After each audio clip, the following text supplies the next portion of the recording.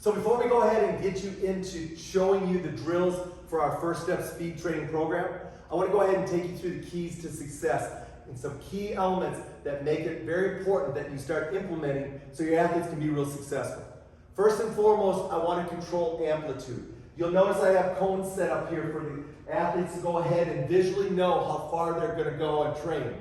That's important because they need to know how far they're going to go for two reasons. Number one, it gives them a point where they know they have to get to. Secondly, it allows you to maintain the tension on your band so you're not overstretching your bands. Therefore, always set the amplitude. We can easily move the cones in and out early on to make the amplitude shorter so they're not going through as big a range of motion, which ultimately then puts less tension on the band and allows them to train with less pressure on their bodies while they're learning the movements. We're going to control rep tempo. I'm going to go ahead and have Maddie slide that way and have Sam come in here. One of the first things that's real important when you're training is control rep tempo. Here's what I mean by that. I'm going to have Sam go ahead and accelerate out to the cone. She's going to stop, and she's literally going to just shuffle walk back. Ready to go, Sam? Go. She's going to get out. Now she's going to come back real slow. I want that rep tempo. Why? Because when she's coming back, she's got a high level of tension on her body. If she tries to come back fast and she hasn't learned how to properly decelerate, she could very well get tripped up. Your athletes start getting tripped up, they're going to become inhibited in wanting to do the drills fast. Keep it safe, keep them building on success, and you'll have a lot better success with the training. We're going to keep work to rest 1 to 3. What I mean by that is if I have Sam go ahead and do her workout, she accelerates out, one more time Sam, accelerate out for me, come back slow and controlled. She would do, let's say, 3 reps. Now she can easily slide that way, Maddie comes in.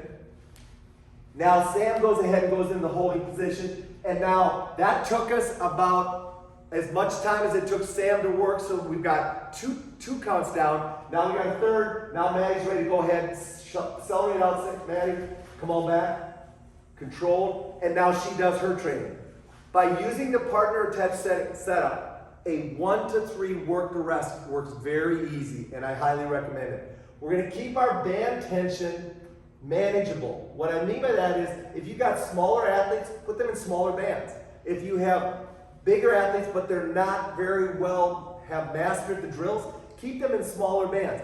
Don't overband tension them by putting them in larger bands thinking that's better. You're much better putting them in smaller bands. Set your distances so they don't overstretch the bands, and you're going to go ahead and have a lot better success. So make sure you manage your band tension. Also, you'll see that I have a 3-band setup here.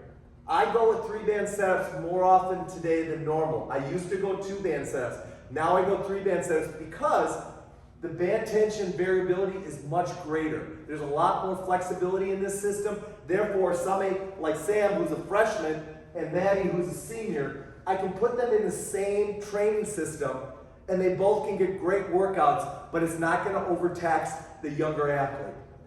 Also, make sure you go ahead and you work acceleration first.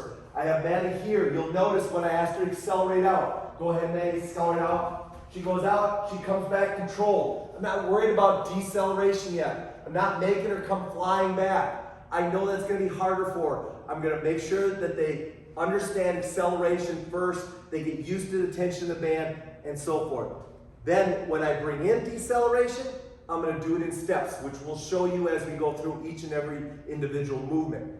I always start with shuffles first. Why? Because it puts them in the frontal plane. They're much more stable in that frontal plane. They can move easier. They can see what's happening in front of them. Much better movement to start with, and let them get used to bands that way. I don't bring in reaction.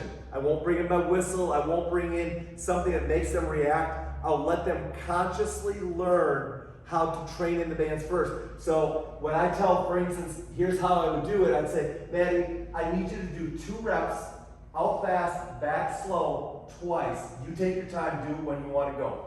She goes out, she does her rep, she comes back slow and controlled. When she's ready, she goes out again. That's conscious training. There's no reaction there. She doesn't have to worry about reacting to anybody or anything.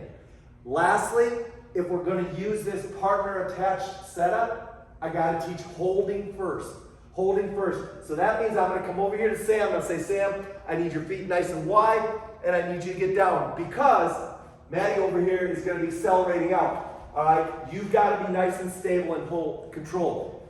Holding and teaching it first does two things. Number one, it immediately makes this setup successful. Because when this person holds successfully, you're rock solid. You're going to be great because this person now can train and do whatever they need to do. So the holder is really the key to this setup being successful. The second thing though, when you teach holding, you've now taught half your group what to do, so you no longer have to worry about that, and you can bring your coaching experience and coaching skills to just half your group. So that's why I love this setup, and those are the keys to successfully implementing your first step training program.